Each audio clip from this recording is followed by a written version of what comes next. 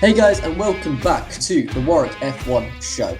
This is the 30th episode of the 2025 season, and we are back with another race review. This time we're looking at the events of the Belgium Grand Prix, which saw Oscar Piastri extend his championship advantage with a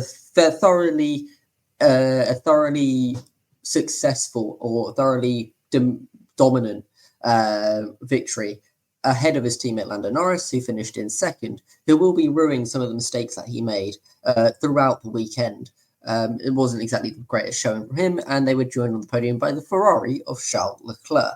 I'm not alone. I'm your host Anwar, but the people who I've got to unpack all of the events this weekend are my co-hosts Lucy and Daniel. So thank you both for coming onto the show.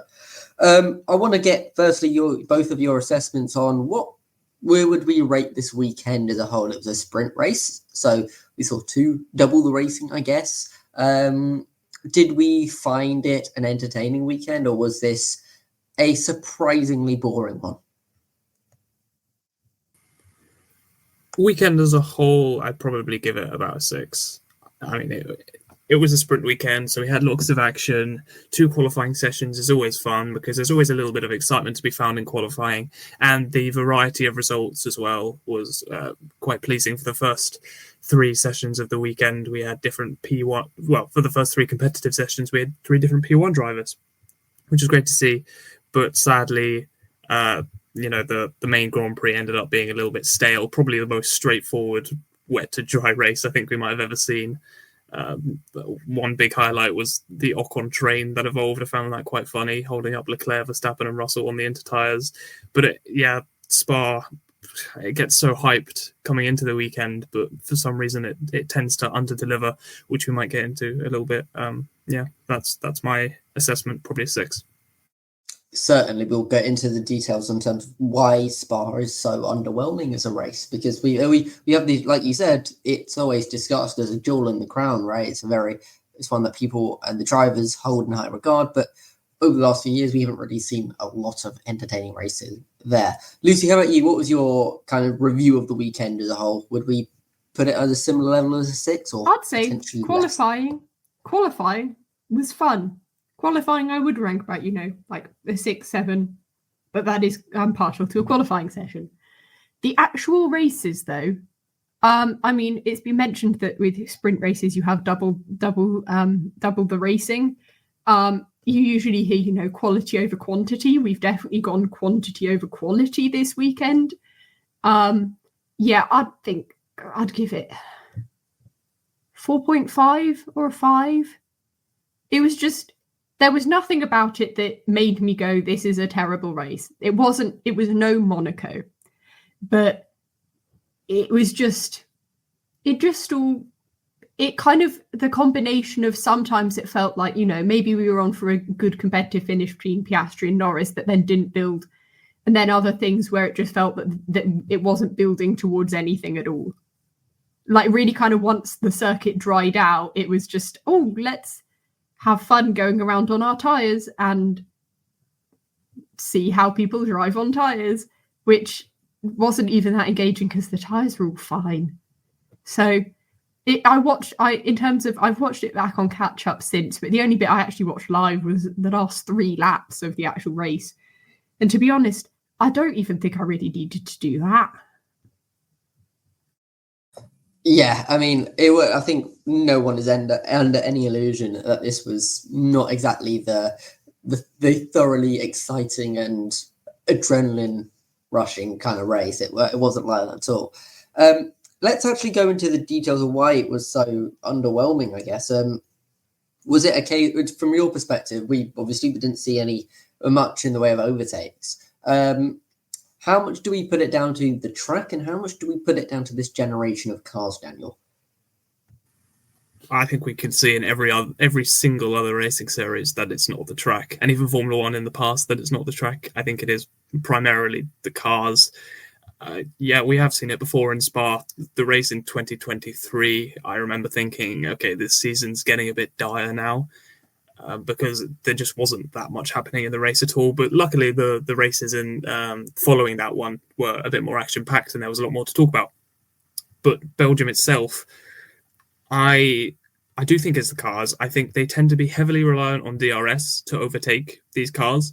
But the problem is when cars have a low downforce setting or a skinny rear wing, that DRS effect is negligible, really, compared to the slipstream, because there's not much drag to dump, right? Because they're not running that much downforce. Alternatively, if they opt for a high downforce setup, because we did see a lot of splits over the weekend and even between cross teams with the Hasses of Esteban Ocon and Ollie Behrman, if you do opt for a high downforce setup, then you can just clear off in the second sector where you have lots of downforce and you can take more speed into the corners. And then the car behind isn't in DRS because they can't keep up through the dirty air and simply because the car heads faster because of the setup. So that really makes for a combination of those factors a bit of a poor overtaking spectacle, I think.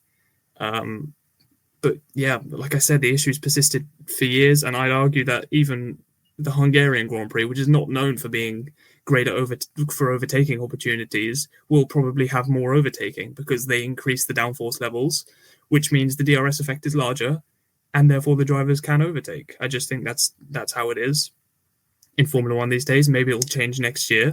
I'm slightly skeptical of that. I'd like to see that. But for now, I think a few more people have come around to the idea of rotating Spa on the calendar from 2028 than there were before this weekend. I do. The point at the end is also particularly relevant. I think people, like you mentioned, I think are going to be.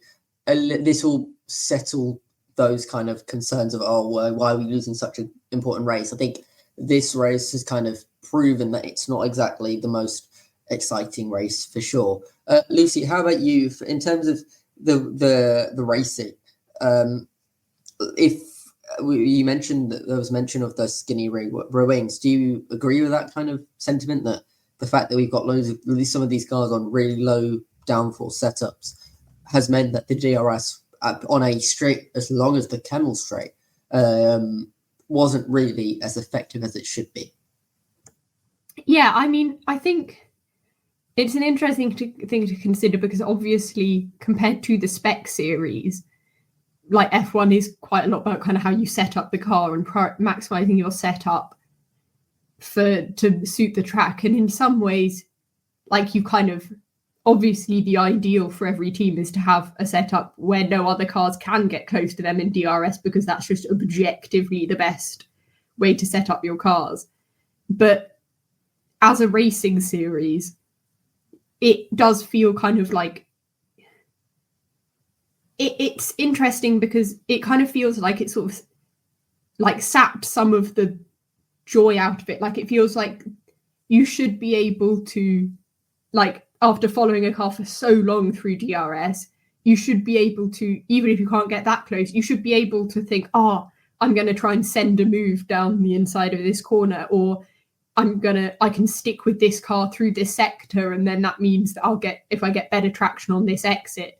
Because that's what we like to see. We like to see battles developing over time and thinking, even if you can't get it done with just DRS, you're going to be able to get it eventually. You're just going to keep inching closer and closer.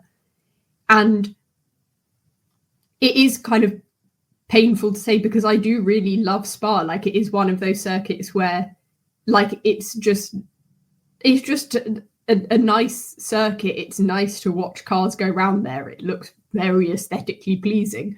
But if the next gen of cars also have problems, like can't produce good racing at Spa, then, rotating it will probably be the best, what ends up happening. I mean, it's what's already happening, but I'd kind of come to terms with that if it's just lots of races like this, which I don't like to say, but is true, sadly. 100%. I think another factor that we should probably mention is the fact that we had wet weather on the Sunday, but it didn't really have the effect we potentially anticipated. And that's because we had a delayed start as a result of the heavy rain. But we eventually did when we got away. We were starting on the Inters, and that lasted about 11 laps. I guess my question to you, firstly, you, Lucy, here. Were the FIA right to delay the start as much as they did? And do we think that took away from the potential entertainment of the race as a whole? I mean, the delaying of the start definitely made us all panic, because I think any of us who've been watching now since 2021 saw wet race with a delayed start of Belgium and quite a close championship fight and immediately freaked out. But I think that obviously, I think it's better to err on the side of caution. And I think especially, the F3 race had been cancelled earlier in the day. The F2 race had gone ahead, and I think that was fine. So kind of you'd had some cars on the track. But I think they probably waited too long. Like, I can't remember how long the rain delay was, like an hour and a half or something like that. It felt that long, even if it wasn't actually that long. They probably didn't need to wait for that long, because by the time that they got started, it was only 11 laps on Inters before it was slick tyre running. And I really think kind of, obviously, if it's not continuing to rain and other surface water and things like that factors, I generally think that kind of Inters, you kind of thinking, we'll start to phase off Inters after kind of about halfway through the race would probably be, I think, when you'd think we could start this, like it's dry enough or the circuit's drying, considering that kind of the cars can make it around the circuit, and will dry it up naturally. I haven't actually seen, which is because I didn't watch it live, like what the drivers were saying during when they were going around behind the safety car and things like that. So I can't comment on things like that, because obviously they're the ones driving in the conditions and I'm just sitting in front of a screen watching it. But I think that they probably could have gone a bit earlier, but I'd still rather they wait than go for it, have like a crash on the first lap and then end up waiting for like 2 hours while they repair a barrier or something. I feel like it's better to err on the side of caution with it being too wet. We'd rather wait and have a race than start a race and have to cancel it because the weather got massively worse and things like that. I mean, I was kind of surprised personally about the fact that we weren't letting the cars circulate around the track to clear that standing water. The cars can actually get rid of a lot of the water that's just on the track by just going over it because of the immense amount of downforce of the grooves in the tyres of those wets. In terms of what the drivers were saying, we saw Norris wasn't really complaining a lot. Verstappen and Hamilton were vocal about the fact that they wanted to actually get going, or at least wanted to at least circulate the track to get it drier.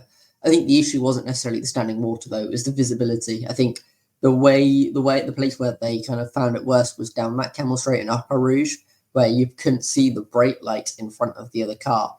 I was just surprised at the length of the delay. I think that was... I understand erring on the side of caution. I think the drivers mentioned after Silverstone they wanted the FIA to be a little bit safer in terms of their decision making. But Daniel, do you think they went too far? I mean, people are saying that the FIA kind of ruined the race by waiting that long to get underway. I don't agree. I do think it was about Spa and the cars around that circuit as to why we didn't have a great race. But I think all these things are kind of connected in that we could have a race where it's, like Lucy said, the F2 conditions were probably worse than what we got in Formula One when they got underway, and they're the best drivers in the world, right? So from that perspective, they could have definitely got going a bit earlier. Or, like you said, Anwar, they could have had the cars out circulating on the wet tyres. Now, the consequences of that is that it would have been deducting racing laps. Would you want to sacrifice racing laps for an earlier start so you have a shorter delay? I don't know. That's probably up to the individual. I personally prefer to wait because I'm a bit weird. I don't really mind rain delays. And, I can't speak for the casual fan because I'm a bit more hardcore than that, but I quite enjoyed I like the tension that it brings. It kind of draws it out a bit more. We get some more suspense before the drivers face off again. We had a quite amusing chat between Martin Brundle, David Croft and Nico Rosberg in the Sky commentary box, which was fun. But I think maybe the solution is the FIA use the wet tyres to get the car circulating. They mandate the wet tyres. They drive out under the safety car. They clear the water because, of course, those wets can clear more water than intermediates can. I think it's 85 litres versus 60 or something per second. Obviously, they won't be going at full speed under the safety car, so it won't be that, but it will still be comparatively more water that they will clear. So have them out circulating under the safety car, and then maybe somehow, I know this will be tricky with Parc Fermé and everything, but maybe they could refuel the cars, and so we still get a full race distance in, so we can have both best of both worlds. We have the best track cleaning method in the world of having 20 Formula One cars out there with a ground effect regulation clearing the water. And we also get a full race distance in, and that may also shorten the delay from an hour to, say, half an hour. Perhaps that was the route that we should think about going down. But I don't know, we say this every time there's a wet race. The FIA have been looking into fixing visibility with the tyre brows and spray guards prototypes that have kind of fallen off. I don't think they were particularly successful. So it seems a persisting issue, which I don't think there's going to be a solid fix for a little while. But I hope they find one. Yeah, I'd kind of forgotten that, obviously, because we'd had a couple-week break, that this had come just after Silverstone, where the main thing after that was visibility, particularly when Antonelli and Hadjar had that crash, which was because of low visibility. And so obviously that was kind of the main concern. And I think, kind of like Daniel said, if you want something to change that, it's kind of a more long-term solution. It's not something where you just say we need to change the tyre compounds and that will fix the visibility issues. There wasn't like a quick fix that they could implement in a fortnight so that come Belgium we wouldn't have those problems. It is due to be another wet race next week in Hungary, although maybe not so much rain. I don't know. I'm not a meteorologist, but it will be interesting then to see what happens there, because kind of the FIA do sort of take their decisions kind of reacting to what the drivers, but also kind of what the general consensus is after the previous wet race. So it'll be interesting if it does rain in Hungary and then maybe they do go for it a bit sooner. If after all the feedback about waiting for quite a long time this time, and then whether there's more visibility problems and kind of it just kind of flip-flops between either people think we wait too long or the drivers think that the visibility is too bad, and it kind of just goes back and forwards between the two until they find a way to make wet racing more feasible. I mean, I know we're quite a way through the podcast, but I think it's just important for us to talk about these issues prior, because there isn't actually a lot to talk about in terms of the race content, because there wasn't as much in the way of storylines. Let's actually get into the action now, though. So I will hand it over to Daniel. Could you give us our race rundown? Sure. Let's get out of pessimistic Warwick F1 show mode and start talking about the action. Okay, so Oscar Piastri won the Belgian Grand Prix, hitting all the right notes over the weekend. Well-managed race, no mistakes, and then he dedicated the win to his grandfather, which was wholesome and classy. On the other side of the garage, however, it's now been empirically proven that Lando Norris in 2025 can only drive like a champion in countries starting in Austria, unfortunately. Charles Leclerc in P3, he was desperate to help Anwar out with some prediction points, I guess, so he just simply refused to be overtaken. His checks in the post, I'm guessing. Behind him, very frustrated, Max Verstappen, who spent so many laps behind Charles Leclerc that now he's probably been conditioned to hate HP just as much as we fans do. George Russell P5, he had so little to do on track that he probably felt as ignored as the extreme wet tyres in that race, to be honest. Albon P6 for Williams, best result in a while. Turns out cooling issues aren't such an issue in a wet Spa. Who'd have thought? Lewis Hamilton, he finished in P7. He went on a charge from P17. Bus stop chicane, Kemmel Straight, Lecombe, Stavilo, choose your corner. I mean, Hamilton just selected all of the above and sent it. Lawson in P8. And despite what Hamilton's overtake on him seemed to suggest, he was not in a Formula 4 car, and he hauled that vehicle, that racing bull, to a P8, which was probably his most impressive wet race since his debut in Zandvoort 2023. Gabriel Bortoletto in P9, he helps the Sauber scoring streak, that's a lot of S's, strike Cinco circuits, I guess. And then our P6 in the constructors, thanks to that. Pierre Gasly, meanwhile, unfortunately helps Alpine become the highest scoring last place constructor in F1 history, which is probably a title befitting of Alpine's season, to be honest. Ollie Behrman in P11, he had an engine issue, but dragged that high downforce Haas to P11 after sprint points. But at least he didn't crash in the pit entry under a red flag this weekend. P12 for Nico Hulkenberg. I mean, he was running in the points, led his teammate through, and then boxed out of the points 12 laps from the end for no reason when overtaking is incredibly difficult, and finished P12.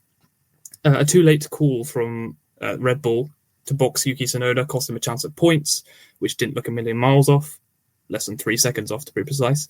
And in P14 was Lance Stroll, the king of wet weather, but only when he feels like it, as Vignesh pointed out in our preview. He finished P14 because he just didn't feel like turning it on, I guess. Low downforce, low position for Esteban Ocon in P15. He showed promise, but boxed on the suboptimal Tsunoda Norris lap. Antonelli in P16, a real struggle for him. First weekend he's been worse than average, but it was quite the fall from grace. Fernando Alonso in P17 felt slow, was slow. Enough said, really. Next up in the languishing Spaniards club was Carlos Sainz. His compromised quali and pit lane start kind of ruined his Sunday. Colapinto, very anonymous. Only thing I really remember is Hamilton overtaking him around the outside of Leclerc, which was tasty indeed. And our final finisher was Isaac Hadjar. Reliability gremlins forced him into a very curious 2-stop featuring a 7-lap stint on mediums, which is probably about as useful as a teapot made from Belgian chocolate. And there were no DNFs this race. So unfortunately, the very concrete, widely available Warwick F1 show sporting regulations have really screwed us over with the predictions this time, but we'll get into those later. That was your race rundown. Awesome, thanks, Daniel. I think the best place to start, I get in terms of the discussions here, will be at the front because Piastri won, and I think we could all say that he kind of controlled the pace up front. He ran out as the deserved winner out of this one, but he didn't start on pole because Lando Norris started on pole. And I think the Pando Porris, Bottler Norris memes began running as soon as lap 1 ended because Lando Norris conceded, basically wasn't able to convert from his pole on lap 1 because Oscar Piastri was able to make the overtake. Do you think, I guess that was the first of a few mistakes, I think we could say, for Lando Norris. He made quite a few mistakes when chasing down his teammate at the second half of this race. Do we think this was a poor performance from him himself here? Because he had the opportunity to, try and get close to level in the championship if he had won this weekend, and he had put himself on pole, which is considered the best place to start, So I guess my first question to you, Lucy, would be, was this a reflection of Norris's old gremlins coming back? I mean, in terms of the starting on pole thing, I mean, it's kind of commonly said because the straight start finish. After you start the race, it's a really long time until the first corner. I've just given up trying to say the sentence I was intending to. So, like Mexico, this isn't a great circuit to start on pole because it is very possible if the driver next to you gets kind of even a marginally better start than you, for you to be slipstreamed for just a very long time and then overtaken. So I wouldn't say that that's kind of in any way sort of like Norris hasn't had any particular failing in that sense to for Piastri to get ahead of him. I think that come the end of the race, when Piastri was on the medium tyres, which, to be fair, people were expecting to drop off slightly more than they actually did. So in that case as well, it was probably Piastri wasn't struggling with his tyres as much as everyone, probably including Norris and his half of the McLaren garage, thought that he might be. But while he was chasing down Piastri, he did have some lockups. He did go deep into a few corners. And, maybe it's not his old gremlins returning. It may have just kind of been, maybe losing pole at the start kind of slightly threw him, or just he was expecting Piastri to have more tyre struggles, and so he was having to push harder on his own tyres to counteract that. It's kind of not really a sort of a big problem, because at the end, he's still within kind of, if Piastri DNFs and Norris wins that race, he's still going to end up leading the championship. I think it's 15. Is it 15 points now? Maybe 16? I can't remember off the top of my head. Oh, 16, because there was a sprint race. Sorry, I'm not very good at this maths thing.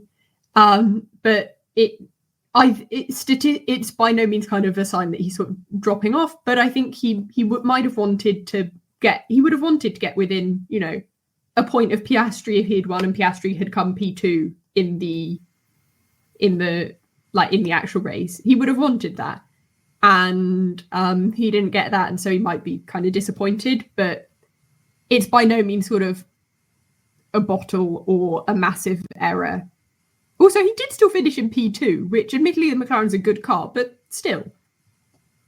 I do slightly disagree with Lucy here, actually, which I'll admit doesn't happen very often, but I think Lando Norris really slipped up at that rolling start at the start of the race. I mean, just to walk you through it, he was very clear to Oscar Piastri. He made it very obvious when he was going to start accelerating towards the bus stop chicane. I mean, he did go very early. I'm sure he could have just accelerated out of the chicane and it would have been much harder for Piastri to stay with him. But he decided to go, I think it was just after Blanchimont, which is very early. And that meant that Oscar Piastri was right up behind him going into the bus stop chicane. At that point, Lando Norris realised his mistake and started deploying the electrical energy to get away from Piastri a little bit before the race had even started, which is why Will Joseph said to Norris, we used a lot of the energy at the safety car restart. So Piastri was tucked up behind Norris. He was letting off the throttle and not deploying because he was going right with Norris, and he couldn't overtake him, of course, until the timing line. So he had to stick behind him. And then Norris had oversteer coming out of the final corner. We go down to the first corner. Norris gets oversteer again on a much wider line than Piastri is, who's tighter, which means he gets a better run anyway. And they head up towards Eau Rouge. Norris is a bit tentative going into the corner. He doesn't carry quite as much speed as Piastri. Actually, they're quite similar, but Piastri had more commitment given the dirty air and everything. And so at that point, when they're going through Eau Rouge and up Raidillon, Piastri starts deploying the energy. Norris starts later when Piastri is almost already alongside because he has less to use, because he kind of messed it up for himself at that rolling start. So at that point, Piastri's got a slipstream. He's more committed through Eau Rouge. He's got more electrical energy. And that means the overspeed is so huge from this collection, this assortment of tiny Norris errors, but still errors, mean that there was no way that he could have kept that going down into turn 5. I think it is possible to defend from pole position going into turn 5. We've seen it before in years. But this time, it was just a kind of perfect storm for imperfection, really, from Norris's side.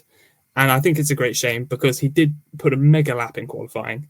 And the turnaround between sprint qualifying and the Grand Prix qualifying was mega. But he does have these issues with execution. And, I think that's what forced him to because obviously he was on the suboptimal strategy then. They put him onto the hard tyres and he had to wring everything from them because they were a slower compound. We had a step difference in the Pirelli tyres for this weekend from medium to hard. The C2 was kind of left out, excluded. And I think, you can't go that fast lap after, or at least Lando Norris can't go that fast lap after lap without some small errors creeping in, and that's what happened. So I think, honestly, once again, it comes down to he has to stay ahead of Oscar Piastri at the end of lap 1 to win that race, and he didn't. I think another factor, I also agree with Daniel. I think that felt like an opportunity missed, particularly because of the lap. He had the lead. I don't think his restart was that good in truth. I felt that he opened the door for Oscar Piastri to have a run on him going into turn 5, and he got punished because of that. I do also think the strategy that he was on forced him into over pushing on those hards, because McLaren had decided not to double stack their drivers on that transition lap between the inters and the slicks. But Norris had a gap behind him that he could have fallen into in order to allow a double stack to happen. Instead, he continued for another lap and came out with an 8-second gap behind his teammate when he was only 2 or 3 seconds behind him prior to the pit stop phase. I don't think that particularly helped him. Lucy, did you think that was like a pivotal moment in this race, or did you think that actually gave him a little bit of an opportunity with the tyre delta he had?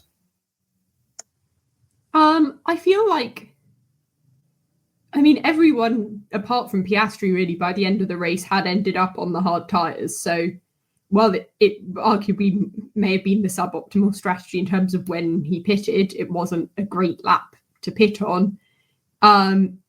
It clearly did end up being the better tyre compound, and had the mediums fallen off like everyone was expecting them to, he would have been leading and Piastri would have come and had to overtake him because, Piastri would have had to make 2 stops while he'd have only had to make 1. So it could have been a good move that helped him like a lot, even though, it maybe initially seemed like, even though, the timing wasn't great and he was kind of slightly pushed into it by having a slightly worse start and not being able to double stack. But either way, at the end of the day, what happened was that the mediums didn't degrade like everyone thought that they would. So then kind of what had to happen for Norris to win the race kind of got switched around, and he ended up having to be the chaser rather than the chased. He was in second and going for first, so which is kind of a different scenario to what people were expecting. So I think it did end up being quite pivotal, but probably not in the way that people were expecting it to when it happened. If that makes sense.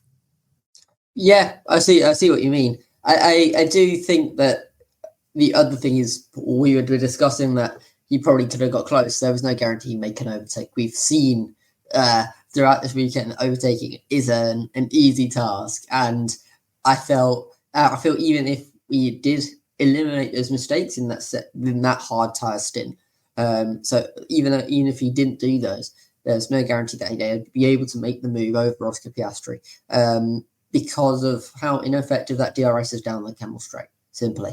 So we could be having a discussion, but there's no guarantee he would actually make that overtake.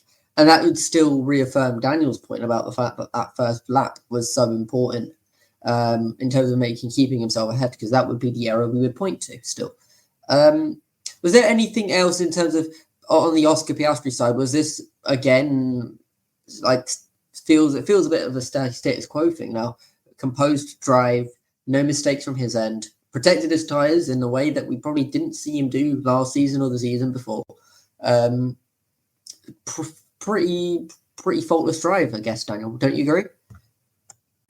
Yeah, not much to say on Oscar at all. Like you said, it's just becoming the usual story of the weekend, that he's just consistent and capitalizing on any mistakes that Norris can make. It was, like I said, huge commitment through a Rouge, probably the most risk that he could have taken through there.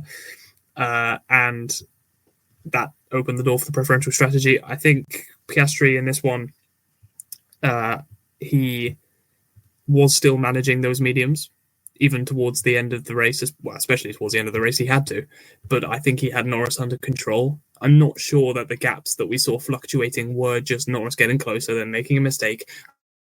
I think it was also Piastri monitoring and taking a little bit more life out of the tyres. He has an insane feel for how much tyre life is left in those Pirelli tyres, and he can just kind of extract a little bit more and then pull it back a little bit. And we've seen it so many times. You just can't catch him if he's in the lead. It's as simple as that, really. Yeah, I mean, I guess there isn't really much else to say in terms of that. Let's just talk about the championship as a whole quickly. Let's touch on that for now before we move on. It's now a 16-point gap, which has been opened up between the two McLarens. Do we expect Piastri to run away with this still, or is it going to be that back and forth throughout? Because we're going to Hungary, and then we've got the another break, which feels kind of crazy to say. There's quite a lot of racing left in the season, right? So I guess, do we think the 16 points is an important gap for him to hold, or do we think this is a temporary gap that will get opened and closed throughout the rest of the season, Lucy? I'd like it to be a bit of a back and forth still, because I think that, you know, considering that, to be honest, the Constructors' Championship is very boring. Apart from, obviously, my midfield teams, my midfield battle is delightful, and I'm not biased about that in any way. But because that's so boring, I want an interesting drivers' championship battle, which is looking to be between Piastri and Norris. So I want it to keep going backwards and forwards. And also, what's happened? Like, we're halfway at the halfway point through the year. They were, I think, like 7 points or 8 points. 8 points apart from each other. So before the start of Belgium. Like, that's basically nothing, and we've done half the racing because there's been such momentum shifts throughout the year. And I want that to keep happening. I want it to keep going like that, especially, you know, if, like, well, I mean, Verstappen got the sprint win, you know, Hamilton got the sprint win in China, maybe Leclerc will get one, or, you know, maybe Mercedes might finally build a good car again, although I doubt that'll ever happen. And they get another win, or even just some more podiums, mixing things up. I think there's the potential for it to keep being interesting, and it's kind of, I don't think that Piastri now after this weekend is going to run away with it, especially because we've got the summer break coming up after the next race. So it's not even like this is the start of a triple header where he could build up a lot of momentum. We're going to get a month-long break in a week's time. So that'll be a massive reset also, especially as the teams maybe stop their upgrades because it'll be time to focus on next year's car. You know, it'll keep flip-flopping back and forth like it kind of is now. Daniel, do you agree with that same sentiment, or do you find this an opportunity for Piastri to build a big lead?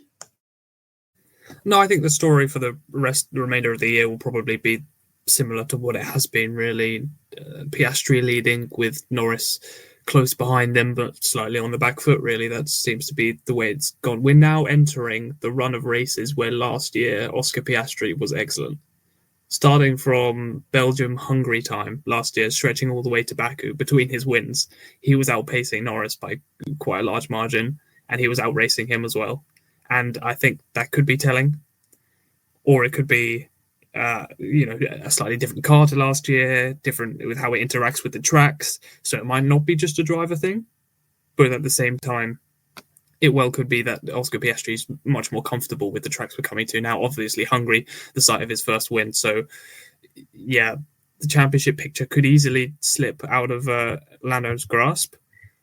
But he just needs to keep digging away, really, and eliminate some of the mistakes, keep working with his team to get that feel properly back in the car to allow him to really get back on level pegging, really, because he has been a bit behind. Story of the season is he's not been to the standard of Oscar Piastri, and he's got to try and get that kind of remove that gap between the two drivers here. Let's move on. I guess the next point that we probably should talk about, considering the fact there wasn't a lot of movement in the rest of the field, we saw Leclerc in a car that shouldn't be, I guess, in a podium spot, end up in a podium spot, and so I think there isn't a lot of reason to talk about them. I think the Mercedes of George Russell had a pretty anonymous race. So I wanted to move on to Lewis Hamilton, who started in 17th. Looked like he was having a horror weekend. But during that first stint of the race on the wet tyres, he was making overtakes left, right and centre and really was able to wade through the field. Was that, I guess, does that give you confidence in the fact that he's understanding the car a bit more, because he's been complaining about not really having that grasp of that Ferrari for quite a while? Did we have any improvements in our levels of faith, I guess, in Ferrari and Hamilton after this weekend? I do. I think this weekend wasn't nearly as bad for pace as it seemed, really. Obviously, sprint qualifying, he had that spin. That was just due to a different piece of rear brake assembly, I think, which meant that rear lockups were quite a lot more likely. And it happened, unfortunately, at a suboptimal time. But his lap times were akin to Leclerc's. In Q3 for Grand Prix qualifying, his Radeon lap time deletion was merited because you can kind of, if the straighter your car is, the more speed you can carry. But that lap time was once again with Leclerc, so he wouldn't have been far off. It wasn't much of a cut at all.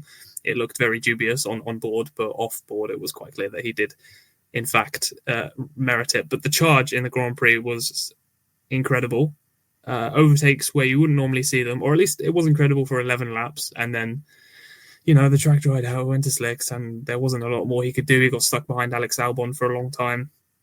But I think a crucial difference to Silverstone is probably his outlap on slicks on a slightly more wet track. I mean, the differences in terms of confidence and ability to stay on the track is quite impressive. I think you could just put it down to the lap that he boxed on, to be honest. It was lap 11, which is optimal because you see he boxed on the same lap as Gasly, Hulkenberg and Alonso. They were pretty high up at that time, once all the first pit stops had sorted themselves out. So I think he was on track for a decent result anyway, and especially if he'd got into Q3 it would have been right up there with the rest. I think he had 2 P4 finishes in the last 2 races before this, I think, this weekend. So yeah, I have confidence. And we're going to Hungary, of course, where he's the most successful driver ever there. So he's on a bit of a roll, I think, and it'll get even better. Yeah, I completely agree with the sentiment. I think it acted as a reminder to us that he is still a world-class driver, even though he has been beaten comfortably by Charles Leclerc throughout the season. I think that performance, even though it was a short 11 laps, it was a lot of volume of overtakes, and I guess you can put that down to his experience in wet weather conditions, but in truth, it's a display of his quality for sure. Lucy, my question to you would be, do we expect some of the performance from this weekend to give him the motivation and the kind of confidence boost that he needs going into the next few races, even though we've got that 3-week summer break? Do we? I hope so, and I think he hopefully as well. Which will date this podcast. It was announced, I think, this morning that Vasseur is going to stay as team principal for at least a few more years. He's signed a new contract, which will hopefully, if Hamilton is starting to build his confidence and his motivation and gel with the team more at Ferrari, having some consistency in the leadership there will probably help that on a positive trajectory. And yeah, he's going to a circuit that he has performed very well at in Hungary. So I think if he has a good result there, even if, not a win or even not a podium, but just a consistent result, a solid result, where, he just has a solid weekend, something positive to carry forward into summer break. Because even though it's a massive break, if you kind of can end on a high note, it will stick with you while you're doing your preparation, because you'll think, I can just keep preparing the way I've been preparing, as opposed to thinking I have to change everything that I'm doing. So I definitely think that if he carries on with this trajectory, even if the sort of upwards gradient's not very steep, it should hopefully be a consistent one. You'd rather that, like, gradually getting more used to the car, gradually getting more used to the team, gradually building confidence, than have a massive spike of confidence, or alternatively a massive spike of lack of confidence, and then it either come crashing back down or struggling to build it back up again. Gradual, consistent, positive trajectory is better than spiking up and down, having really good performances one week and then a really bad one the next. I guess everything is going to kind of, everything is trying to lead up to that 2026 car, right? I think that's why he joined, to have this kind of fresh start, new regulations. And I think any type of progress that he makes over the course of this season will have a positive impact going into next year for sure. So we'll see how that plays out for him. The next point that I want to talk about before we move on to predictions, because there really isn't that much to talk about, was the performance of Kimi Antonelli, because he's had some very good performances this season, but this is one of the lows. He was, I think he's in a bit of a rut at the moment. I guess, did we expect at some point, was this type of thing inevitable, Daniel, that a rookie driver in a car like a Merc was going to have some issues at some point? Yeah, I think so. I mean, it's kind of inevitable for any rookie, really, isn't it? A fallow period of not many points. I think Antonelli, he hasn't scored any points in 6 of the last 7 weekends, but the one he did score in was his first podium in Canada. But I'm not sure he's been at fault for the entire period at all. Obviously, Mercedes have had some reliability issues as well. So Imola was an engine failure. It was Mercedes' fault. Monaco, he was just stuck behind the Williams. He couldn't do anything, got shafted by strategy. In Spain, he had another failure quite late in the race. And obviously in Canada, Mercedes realised they were 8-time world champions and decided to go quick. In Austria, he took out Verstappen, which was obviously his fault, and it would have dented his confidence a bit. And then in the next race, he got taken out at Copse, which can't have been a pleasant experience, by Hadjar. And that was at Silverstone. So it's been quite a messy European season so far, which, to be honest, I wasn't expecting. I thought Kimi Antonelli, good junior record. Especially in Europe, he won Formula 2 races in Silverstone and Hungary last year. So I was expecting him to come good on the circuits that he's a bit more familiar with. Instead, he got sprint pole at one that he'd never even been to in Miami, which was a shock, to say the least. So definitely inklings of promise there, which is all you want from a rookie, really. We've seen it from Bortoletto as well. He's shown great promise in the last few weekends, especially, and he's really come on song. So it's just those bits of confidence that you need to inspire in your team to kind of keep you on, because this kind of thing, like I said, it does happen. But the issue was in Belgium that he just didn't have the pace. I think he didn't even have any good excuses in the post interviews. He just said it really wasn't my weekend. And I think it's just time for, the arm around the shoulder. I think Kimi Antonelli responds quite well to that. It was a far cry from other wet races we've seen, such as Australia, where it was a fight back from P16 to P4 in the wet, which was insane, especially from his first race.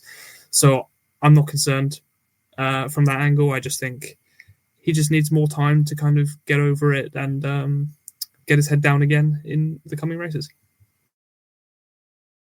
And also the other thing that is worth mentioning is he's not exactly got a mid driver as his benchmark here. He's got George Russell as his benchmark, which is the same kind of sentence that other rookies like Stoffel Van Dorn had, right, back in the day when he was always compared to Fernando Alonso.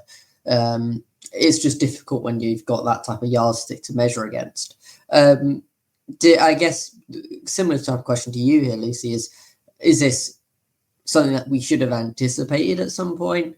Even though it's the set of tracks that we probably even though the set of tracks is surprising, the downturn in form is something that we should have expected from a rookie. Yeah, I think ultimately the way I see it is that it's shown how well he's performed at circuits like Canada, or even, his first race in Australia where he got P4 when basically every other rookie apart from them and DNF. I take it more as a sign of how well he's been doing kind of so far this year, that then he's having this downturn and everyone's immediately thinking, why is this happening? Whereas most of the time with a rookie, I feel we'd be surprised if this hadn't happened by now. I think that, hopefully he'll either bounce back in Hungary or the summer break will do him a lot of good to, kind of reset, because he hasn't had a great past couple of races. Admittedly, Silverstone, while, his qualifying wasn't fantastic there, his DNF wasn't really his fault. We've already talked about the visibility thing. It was very difficult to see, and I'm surprised kind of more people didn't DNF because of it. So hopefully you can take the summer break to have a good reset and, come back strong in hopefully Hungary next week, but otherwise in Zandvoort. And also, let's be real, George is flattering that Mercedes car by putting it in P5, kind of like Red Bull. That car, how is that car like P3 in the championship? That's ridiculous. It's terrible. And yeah, I think, hopefully he'll bounce back from it, but really it's a sign that he's been doing so well that we kind of are surprised when he doesn't. Yeah, very good point. I think his performances earlier in the season has definitely improved our kind of expectations of him. So that's potentially a reason why it's so surprising, which is a good point to add. Let's move on to our predictions now, because there really isn't much else to talk about in terms of action on the track. So let's go through it here. We've got 4 sets of predictions because we had Vignesh on the show last time. We'll see how his kind of predictions stacked up against the rest of ours. I normally tell someone else to go first, but I think it's time I take some responsibility and go first myself. So I said a sprint win for Oscar Piastri, which didn't happen. It was Verstappen who did. We didn't talk about it at all, but Verstappen won the sprint race, which is probably a bit of an oversight on our part, but here we are. And then I put Lando Norris in first, ahead of Oscar Piastri, so I thought McLaren would get a 1-2. They did, but the wrong way around, which means that I get a point for each of those. I then put Charles Leclerc in third, which was a surprising success in my eyes, but we'll take it. And I also put Verstappen in fourth, which is another surprising success. And then ruined everything by saying Fernando Alonso in fifth. So the less said about that, the better. Who wants to go next with their predictions? Sure, I'll go. I'll get out the... Well, no, I won't get out of the way, actually. I'll gloat. I'm not the first part, but you'll see. Sprint win, I went for Oscar Piastri like you, Anwar, but he didn't get that. He never left DRS distance, actually, of Max Verstappen in first place, but he just couldn't overtake, so he never got through, which is fine for variety's sake, I guess. And then the 1, 2, 3, the mega prediction triplet, Piastri P1, Norris P2, Leclerc P3, perfect podium prediction. Maybe it was slightly predictable, but there we are. I'm cashing it in nonetheless. We won't look at my P4, which was Lewis Hamilton, so no points there. But we will maybe look slightly at my P5, which was Max Verstappen, so that's 1 point from there. I can't do maths, but that's a few points. A perfect top 3 is very impressive. So I think it's 10 points off that top 5 kind of prediction, which is pretty damn good. Lucy, how about you? What did your predictions shape up I to did, considering this is me, shockingly all right with this one. I said Hamilton was going to win the sprint, he didn't, but I got right, that it wasn't going to be a McLaren who won it, so we'll take that, I guess. Said Piastri P1, which did happen. I said Leclerc P2 and Norris P3, so I did get them the wrong way round, but I did also get the top 3 just in the wrong order, which means that I get like a third of the points that Daniel got. But considering this is me we're talking about, that's not bad. I said Russell P4. He did not. He got P5. I also said Antonelli was going to be P5, which he didn't. But I would like to say I was going to put Albon P5, which would have got me a point because he was P6, but I didn't because I thought you'd all be mean to me. So you cost me a point, the thought that you might be mean to me. Oh my God. So we peer pressured you, basically. What do you mean, yeah, Anwar? It's not just my fault. No, it is just my fault, actually. But you know what? I'm happy because it means that her predictions have done worse than ours, which is a victory that I will take and run away with. Let me go through Vignesh's predictions as well. He put a sprint win for Lando Norris and a win for Lando Norris. So no 1 point there because he put that Lando Norris win when he finished second. So a point there. And then he put Oscar Piastri in second, which is another point. Then he put George Russell in third, which doesn't net him anything. Verstappen in fourth, nets him 3. And he also put Lewis Hamilton in fifth, which unfortunately did not materialise for him. Let me go through my DNF and random predictions, which will be very quick because I got 0 points from them. I put a DNF for Colapinto, and we got no DNFs. And then my random prediction was 2 people get 5-second penalties, and I'm very confident that did not happen. So overall, the total score of 8, which is pretty good for our standards on this pod. Yeah, my DNF was, I also got no points from this. My DNF was Alonso, which didn't happen. It was just slow. And my random prediction was very close. It was the top 3 drivers from the sprint will all finish top 3 in the Grand Prix, which was close. Verstappen, of course, right on the back of Leclerc, so I was kind of egging him on to get that. But then my top 3 of my predictions wouldn't have been right. So swings and roundabouts, I guess. What about you, Lucy? Yeah, none of my random predictions got any points because I actually said that someone would DNF, which, as we've already mentioned, didn't happen.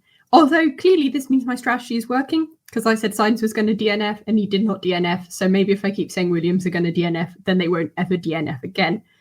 This is a good plan and clearly not just a coincidence. I also said someone was going to DNF on the first lap, which again is kind of tied into the fact that no one DNF'd at all. Just wasn't a great go for me with my random predictions or really my normal predictions, but I got more than one, so that's a success. Look, you're not beating that 1 point record, are you? So anything above that's a victory. I do think that the whole fact of no DNS has written off all of our points there. So we move. We kind of got to take it and leave, I guess. The last set of random DNF predictions that we've got are Vignesh's, which were a DNF for Carlos Sainz, which, like we mentioned, couldn't have happened. But his random prediction did come through because he put Yuki Tsunoda in Q3. Now, Yuki Tsunoda, I believe, qualified 7th in qualifying, which meant, obviously, if you're in the top 10, you were clearly in Q3. So he got another 3 points there, which is the only random or DNF prediction that anyone got this weekend. So good job for him. Overall score of 8 points, which is, again, nothing to scoff at. But that brings us to the end of the 30th episode of the 2025 season for the Warwick F1 show. I want to thank my guests, Daniel and Lucy, for coming on. They're not guests, they're co-hosts. They're more permanent than that, for coming on. Yay, we got promoted. There's no pay improvement for either of you, though. So don't try and unionize. But that brings us to the end. I've been your host, Anwar, and we'll see you for our next episode where we preview the upcoming Hungarian Grand Prix. So until then, have a great rest of your day. Thank you guys very much for listening and watching from the seats at home, and see you then. Goodbye.